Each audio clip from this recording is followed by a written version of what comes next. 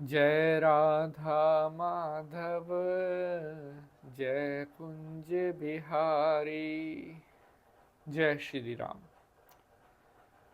आज मैं आपको 15 ऐसी बातें बताने वाला हूँ जो आपके पूरे घर को धन दौलत से भर सकती है। एक एक बात, एक एक काम जब आप अपने खुद के लिए करोगे तो आपको पता चलेगा धन दौलत किस स्पीड से आता है। आज के समय में शायद कोई व्यक्ति ऐसा हो जिसे और पैसा पाने की इच्छा ना हो। अगर आपके पास 50 लाख रुपए भी हैं तो भी आपके मन में यही इच्छा रहेगी कि मेरे पास और पैसा आए, लेकिन वो कैसे आए उसके लिए मैं आज आपको 15 ऐसी बातें जो आपके जीवन में धन दौलत का भंडारा खोल देंगी, पिटारा खोल देंगी। अक्सर हमारे पास बहुत सारे हमारे भक्तों के प्रश्न आते हैं कि पंडित जी, हमने अपने जीवन में बहुत कुछ काम करके देख लिया लेकिन फिर भी पैसा नहीं आ पा रहा, और अगर थोड़ा बहुत पैसा आ भी जाता है तो वह ज़्यादा समय तक हमारे पास टिकता नहीं है। मतलब पैसे की बिल्कुल भी बरकत नहीं है। और ये तो एक बहुत ऐसी कॉमन बात है कि अगर आपके हाथ में पैसे की बरकत नहीं होगी, आपके घर पर पैसे की बचत नहीं होगी, तो आप चाहे कितना ही पैसा कमा लेना वो भी आपके लिए कम पड़ जाएगा। लेकिन आज मैं आपको कुछ ऐसा बताने वाला हूँ जिसको करने के बाद हमेशा हमेशा के लिए आपकी पैसे से जुड़ी हुई जो भी समस्याएं हैं वो दूर हो जाएंगी। आप सोचा भी नहीं होगा आपने, इतना पैसा, इतनी दौलत आपके पास आने लगेगी। ये आज जो मैं आपको 15 बातें बताने वाला हूं, इनमें से ज्यादातर,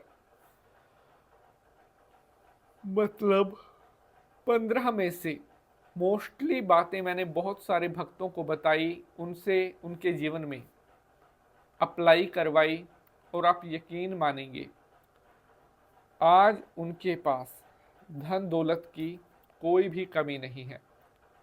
अगर आप भी चाहते हैं आपके पास छप्पर फाड़ कर पैसा आए, दौलत आए, शोहरत आए और धन के भंडारे हमेशा भरे रहें, तो इन 15 बातों को आपने अपने जीवन में उतारना होगा, अपनाना होगा।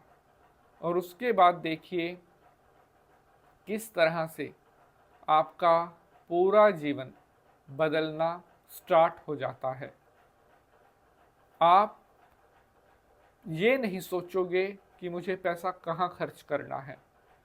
आपके पास इतना पैसा आएगा, आप जहाँ भी पैसा खर्च करोगे फिर भी आपके पास कभी धन दौलत की कमी नहीं रहेगी।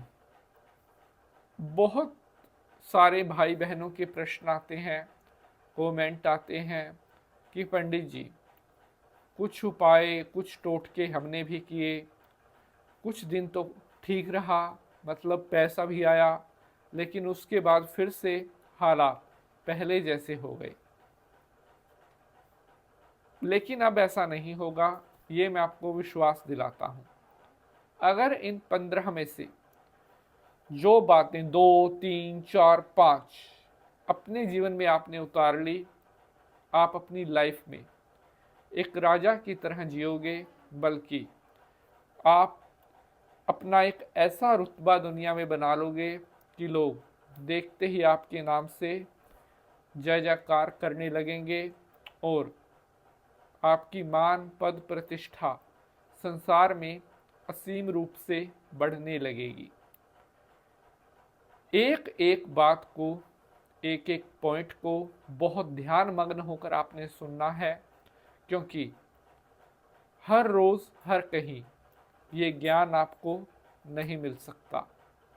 शंकर भगवान को प्रणाम करते हुए प्रारंभ करते हैं एपिसोड को। ओम नमः शिवाय, हर हर महादेव।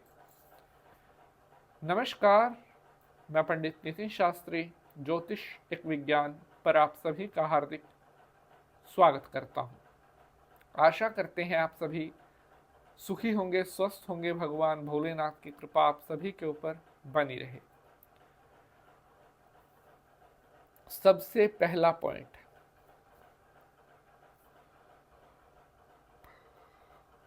प्यारे बंधुजनों, अपने धन का भेद कभी किसी को नहीं देना चाहिए। मतलब आपका जो पैसा है उसके बारे में किसी को नहीं बताना चाहिए। कैसे? आप कहाँ से पैसा कमा कर ला रहे हैं, कहाँ से आपके पास पैसे आने के सोर्स हैं, आपकी इनकम के क्या क्या माध्यम हैं। मतलब आप जहाँ से भी पैसा कमाते हैं, चाहे नौकरी करते हैं, चाहे खुद का कोई बिजनेस कर रहे हैं, चाहे आप कहीं पे इन्वेस्ट करते हैं, अपनी जो पूंजी है, अपने जो पैसे का पता है, वो किसी को नहीं देना चाहिए। क्योंकि आपको नहीं पता जिस व्यक्ति को आप बता रहे हैं उसकी मंशा क्या है और आने वाले टाइम में आपको किस समस्या का सामना करना पड़ जाए। दूसरा पॉइंट, अपने धन को हमेशा छुपा कर रखना चाहिए। बहुत से लोगों की आदत होती है, वो अपनी धन का बहुत शो ऑफ करते हैं। मान लीजिए अगर उनके पास थोड़ा सा भी पैसा आ गया, धन आ गया, तो वो ये नहीं पता कहाँ कहाँ पर गाएंगे, मेरे पास तो ये है, मेरे पास तो वो है, मैं तो इतना कमा लेता हूँ।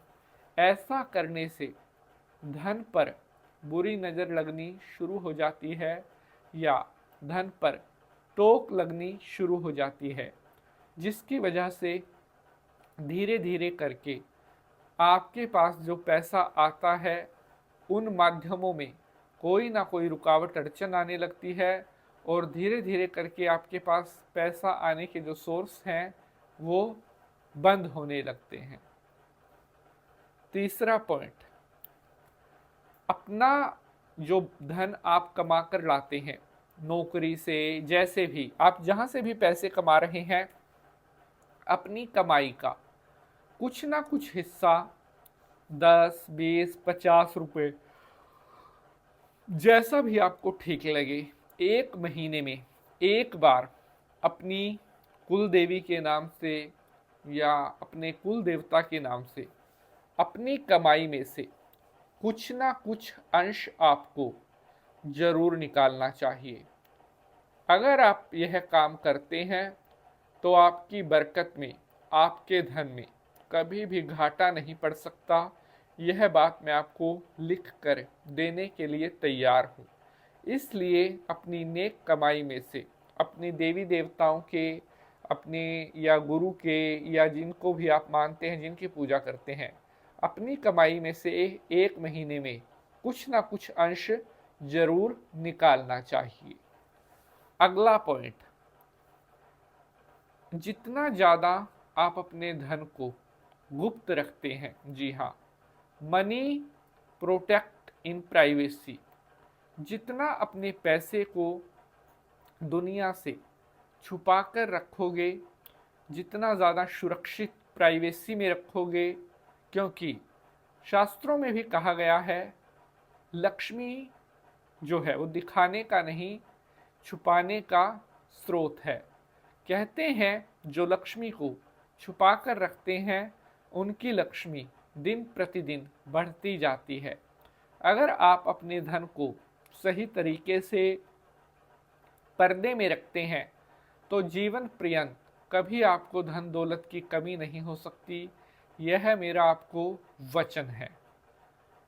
एक बात कहना चाहता हूं साथ साथ, अगर एपिसोड आपको पसंद आ रहा है तो इसे लाइक शेयर भी जरूर करेंगे। बहुत मेहनत लगती है एक एपिसोड को बनाने में। और एक हाइप का बटन आता है, हाइप का बटन दबाकर आप हमारी वीडियो को, हमारी मेहनत को कुछ नंबर भी दे सकते हैं। अगला पॉइंट, वो कहते हैं कि अगर आपके पास ठीक ठाक पैसा आता है, मतलब आपकी बढ़िया नौकरी है और आपके पास प्रॉपर्टी भी है, आपके पास जमीन भी है, मतलब पैसे से आप संपन्न हैं, लेकिन फिर भी अपना पैसा बेफिजूल में किसी को देना नहीं चाहिए। बहुत से लोगों की आदत होती है कि अगर उनके पास कोई भी पैसा मांगने आ गया, चाहे उसको जरूरत है नहीं है, उसे उठाकर पैसा दे देते हैं बिना सोचे समझे। कहते हैं जो लोग बार बार पैसा उधार देते रहते हैं या बिना सोचे समझे अपनी लक्ष्मी किसी को भी देते रहते हैं, एक दिन जाकर उन्हें बहुत बड़े लक्ष्मी के अभाव का भी सामना करना पड़ता है। मतलब धन की बहुत बड़ी कमी को भी फेस करना पड़ता है। इसीलिए बेफिजूल में अपना पैसा देना आपको बंद करना चाहिए। लेकिन हाँ, यहाँ पर एक बात कहना चाहता हूँ, अगर किसी को इमरजेंसी है, बहुत ज़्यादा ज़रूरत है, आपको पता है कि उसे नीड है, कोई बीमार है या कोई अन्य किसी को बहुत ज़्यादा ज़रूरत है, तो ऐसे व्यक्ति को अगर आप पैसा उधार देते हैं या उसे कुछ पैसा देते हैं, उसकी मदद करते हैं, तो ऐसा पैसा दिन रात आपकी दौलत को, आपकी प्रॉपर्टी को, आपकी जो इनकम है उसको बढ़ाने वाला होता है। इसीलिए मजबूरी में दिया गया धन मनुष्य को कभी भी अकेला नहीं पड़ने देता। अगला पॉइंट, अगर आप समय समय पर अपने पितरों के लिए, देवी देवताओं के लिए या गुरु आपने जो धारण किए हुए हैं उनके नाम से अगर आप साल में 6 महीने में आप कोई पूजा पाठ हवन करवाते हैं, तो ऐसा करने से घर की बरकत कभी भी घटती नहीं है। और अगर घर पर किसी प्रकार की गरीबी है तो देवी देवताओं की, पितरों की पूजा करने से घर का हर बड़े से बड़ा संकट कुछ क्षण में ही दूर होने लगता है। इसीलिए जब भी समय मिले दान या हवन या पूजा पाठ आपको ज़रूर करना चाहिए। अगला पॉइंट, अगर आप जीवन में कर्ज के बोझ से बचना चाहते हैं, क्योंकि कई लोग ज़रूरत के समय पैसा उधार ले लेते हैं लेकिन वह पैसा लौटा नहीं पाते, जो कर्ज बन जाता है। अगर आप चाहते हैं आपके ऊपर कर्ज रूपी राक्षस का पहरा ना हो, तो एक नीति आपको हमेशा रखनी चाहिए कि ज़रूरत से ज़्यादा खर्च, ज़रूरत से ज़्यादा दिखावा और चादर से लंबे पैर अगर आप पसारोगे तो एक ना एक दिन वह आपके बहुत बड़े दुख, संकट, परेशानी का कारण बनता है। इसीलिए जितना अपना सामर्थ्य होता है उसी अनुसार मनुष्य को आचरण करना चाहिए। दूसरों के देखा देखी में कई लोग अपना घर बर्बाद कर लेते हैं। इसीलिए दूसरों के देखा देखी में आपको कोई कार्य नहीं करना चाहिए। दूसरों की अच्छी हाई प्रोफाइल ज़िंदगी देखकर अपने आप को, मतलब या फिर अपने आप को इतने काबिल बनाओ पहले कि आप वो जीवन जी सकें। अन्यथा अपनी जो आपकी कैपेबिलिटी है, जो आपका सामर्थ्य है, उसी के अनुसार अगर आप चलोगे, जहाँ पर 100 रुपये खर्च होने की ज़रूरत आपको लग रही है, कोशिश करें वहाँ पर 80 रुपये ही खर्च हो, 10 रुपये 20 रुपये जैसा भी हो। अगर आप बचाने की यह आदत अपने अंदर पैदा कर लोगे तो ज़िंदगी में मैं आपको कोरे कागज़ पर लिख कर दे सकता हूँ, कभी आपको पैसे की कमी और कर्ज तो दूर दूर तक आपके आसपास फटकेगा भी नहीं। बढ़ते हुए आगे बात करते हैं अगले पॉइंट के बारे में।